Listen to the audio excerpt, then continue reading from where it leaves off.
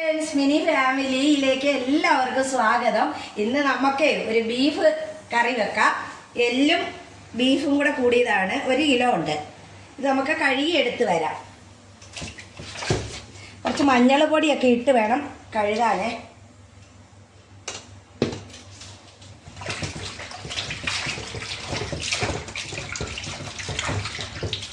അപ്പോൾ ബീഫൊക്കെ കഴുകി വന്നിട്ടുണ്ട്.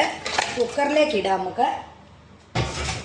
ഇതിൽ ഒരു സ്പൂൺ മുളക് പൊടി, 1 സ്പൂൺ മസാലപ്പൊടി, 1/2 സ്പൂൺ മുളക് പൊടി. ഇത് നമുക്ക് അതിലേക്ക് ഇട്ട് കൊടുക്കാം. ഇനി ഇതിൻ്റെ കൂടെ കുറച്ച് ഉപ്പിട്ട് കൊടുക്കാം. പിന്നെ കുറച്ച് തേങ്ങ കൊത്തിയെടുത്തത് ഇതും കൂടെ നമുക്ക് അതിനകത്ത് ഇട്ട് കൊടുക്കാം. കുറച്ച് കറിവേപ്പിലയും.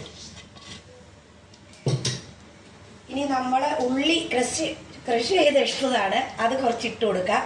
പച്ചമുളകും വെളുത്തുള്ളി ഇഞ്ചിയും കൂടെ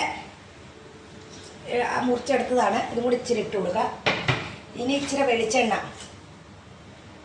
ഇതും കൂടെ നമുക്ക് ഒഴിച്ചു കൊടുക്കാം. എന്നിട്ട് നല്ല ഇളക്കി യോജിച്ച് ഒരു 5 വിസിൽ വരെ നമുക്ക് ഇത് അടിക്കണം. ഇച്ചിരി വെള്ളം കൂടെ ഒഴിക്കണേ. ഇതിനകത്ത് വെള്ളം ഉണ്ടാവും, ഞാൻ കുറച്ച് ഒഴിച്ചിട്ടുണ്ട്.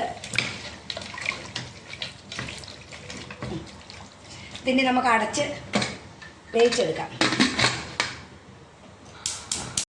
അപ്പോൾ ബീഫൊക്കെ എവിടെ വരെയായി നോക്കാൻ തുറന്ന്.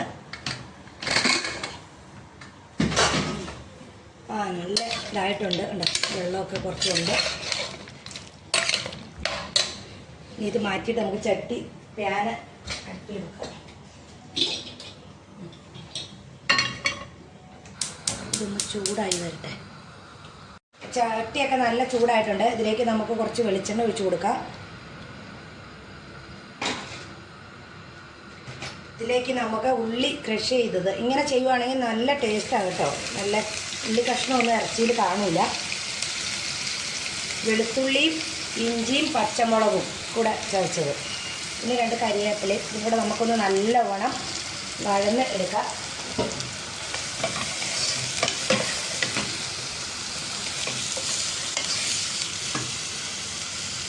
ഉപ്പിട്ട് കൊടുക്കുവാണെങ്കിൽ വേഗമാവുമേ. അപ്പോൾ ഉള്ളിയൊക്കെ നല്ല വഴന്നിട്ടുണ്ട്. ഇതിൻ്റെ കൂടെ നമുക്ക് ഒരു തക്കാളി കൊത്തി അരിഞ്ഞത് അതും കൂടെ ചേർത്ത് കൊടുക്കാം.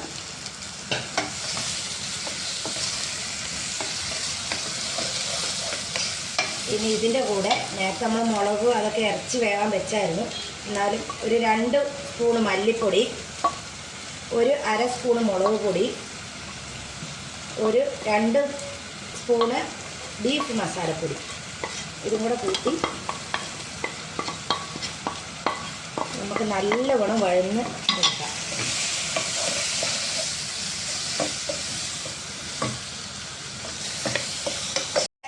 നല്ല വഴന്നിട്ടുണ്ട്. ആ പച്ചപ്പും മണമൊക്കെ അങ്ങ് മാറിയിട്ടുണ്ട്. ഇനി നമുക്ക് ഇതിൻ്റെ കൂടെ ബീഫ് വേവിച്ച് വെച്ച് നമുക്ക് ഇട്ട് കൊടുക്കാം. കാണാനൊക്കെ നല്ല രസമുണ്ട്. എല്ലാവരും ഒന്ന് ട്രൈ ചെയ്ത് നോക്കണേ. നല്ല ടേസ്റ്റാണ്.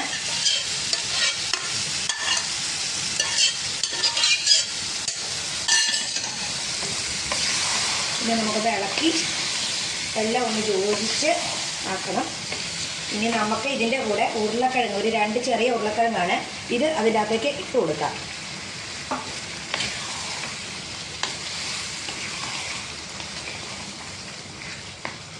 ഇത് നമുക്ക് അടച്ചൊന്ന് വേവിച്ചെടുക്കാം. അപ്പം ബീഫ് എങ്ങനെയായി നമുക്കൊന്ന് തുറന്ന് നോക്കാം.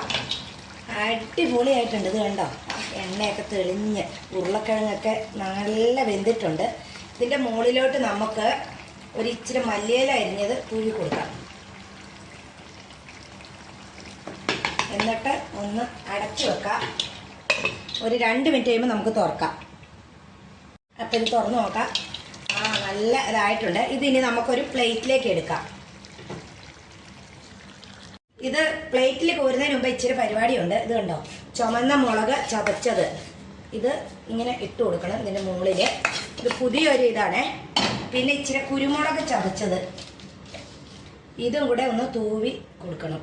എന്നിട്ട് ഇളക്കി നല്ല ഇതാക്കണം. ഇനിയാണ് നമുക്ക് പ്ലേറ്റിലേക്ക് കോരി എടുക്കേണ്ടത്. എല്ലാവരും ഇങ്ങനെ ഒന്ന് നോക്കണേ. ഇങ്ങനെ മുളക് ചതച്ചിട്ട് ആക്കിയെടുക്കുക, നല്ല ടേസ്റ്റാണ്. ഇനി ഇത് നമുക്ക് പ്ലേറ്റിലേക്ക് കോരിയെടുക്കാം.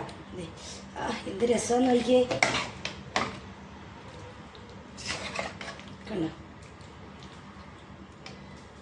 എന്നിട്ട് ഇതിൻ്റെ മുകളിൽ നമുക്ക് മല്ലിയില കുറച്ച് തൂവി കൊടുക്കാം.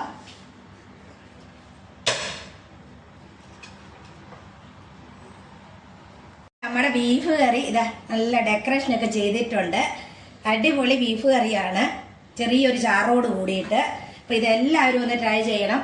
അടുത്തൊരു വീഡിയോ ആയി വരുന്നവരെ എല്ലാവർക്കും ബൈ ബൈ.